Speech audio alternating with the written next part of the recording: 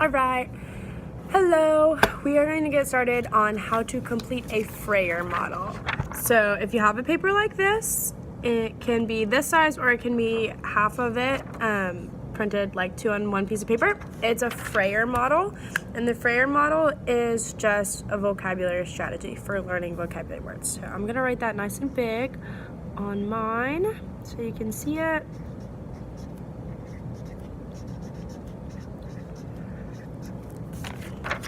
Boom, right there. Okay, so first thing you do when you grab this sheet is write your name on it, even though it's going in your notebook. So mine now says Miss Romo. I used a marker just so it was thick so you could see it. All right, so the first box just says definition. So what is it? What do you need that for? Well, the first thing you need to do is write your vocabulary word in the middle, and then you define it. So our vocabulary word for today is intrapreneur.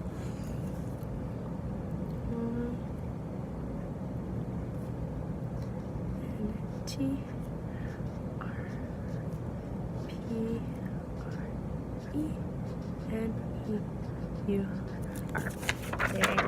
Boom.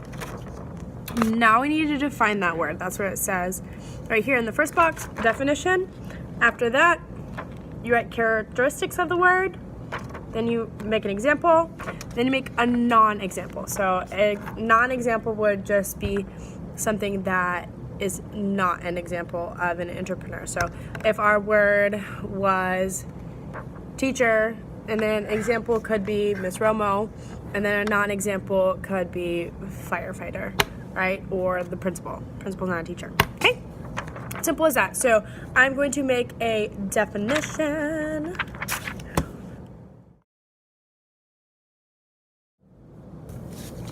All right.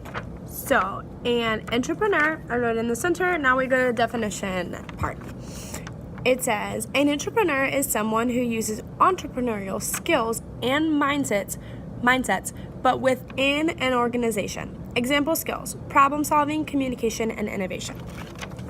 So let's talk about that for a minute. What is an intrapreneur?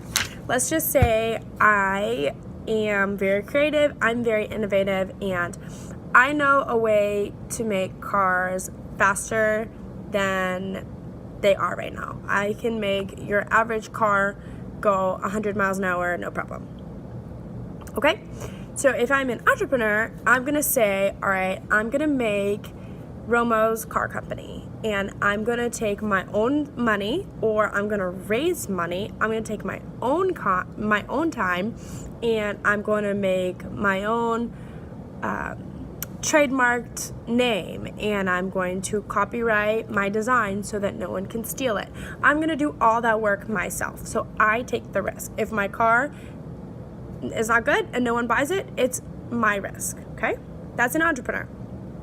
An intrapreneur is going to be someone who says, or someone who uses the same thinking, but they work in a company. So let's say I already work for Chevrolet, and no, I work for Ford, okay? And I work in the Mustang department, okay? So I can say, hey, to my boss, I know how to make cars faster. I know how we can get the Mustang going faster than it's going right now, and I think that my ideas can also help every other Ford that we create, F-150, whatever. So that would be an intrapreneur. Why? Because my time and my skills and my resources are going to come from Ford. They're not going to come from myself. Okay, an intrapreneur is using entrepreneurial skills. When I'm doing that, I'm using problem solving. I'm making the car better than it is right now. I'm using communication. I'm using innovation. Innovation is just taking something and making it a little better and making it different, that process. So that would be an example of an intrapreneur. And remember, as an intrapreneur, I solve problems and make things better within a company. An entrepreneur is going to just create their own company. They're going to be their own boss. So the second box, after you write your definition, is characteristics. I didn't finish mine, but I started. I wrote responsible, hardworking, creative, not afraid to try new things, and I wrote problem solver. So obviously, these are going to be some characteristics of an entrepreneur. So I'm going to finish those up, and then we will continue. Okay, let's finish up. So I finished my characteristics. This is first you write the word, then you go to the first box, next box. All my characteristics, I just put them in different colors. So I finished with responsible, hardworking, creative, not afraid to try new things, good communicator, very aware. I put that because if you're going to be an entrepreneur, you have to be aware, aka you have to notice the problems around you. If you're going to make something better, you have to recognize what's wrong. Then I put good listener for the same reason. You need to be able to hear what the problems are. That's why so many businesses ask for customer feedback services. That's why so many places, I know if you get groceries at Lucky's, Chick-fil-A will do it as well. Different companies, if you keep your receipt and take a survey, you might win $100 or a gift card, whatever. Why are they doing that? Because if they listen to their feedback, they can actually gain more customers or keep more customers, make more money. Okay, so you have to be a good listener, recognize the problems. And then last but not least, problem solver. I talked to you about that one. Okay, so down here, examples and non-examples. You can write words and do pictures. I just wrote words. I really already gave you my example. I said an example of being an entrepreneur would be making a Mustang faster.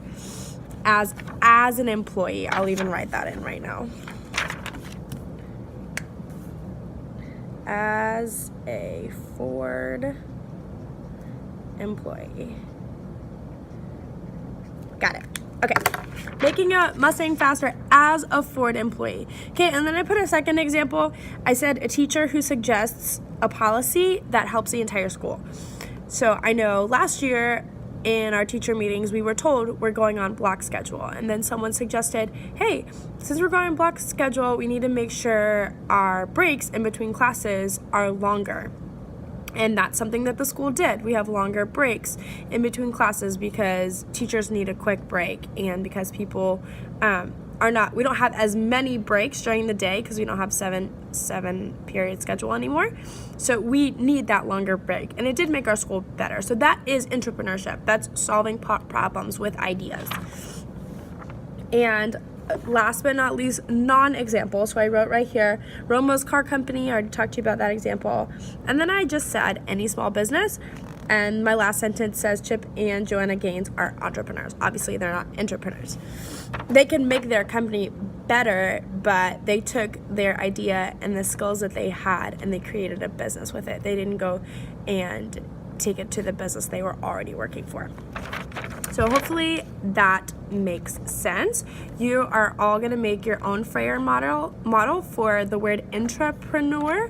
I will keep mine posted so that you know how to spell the word.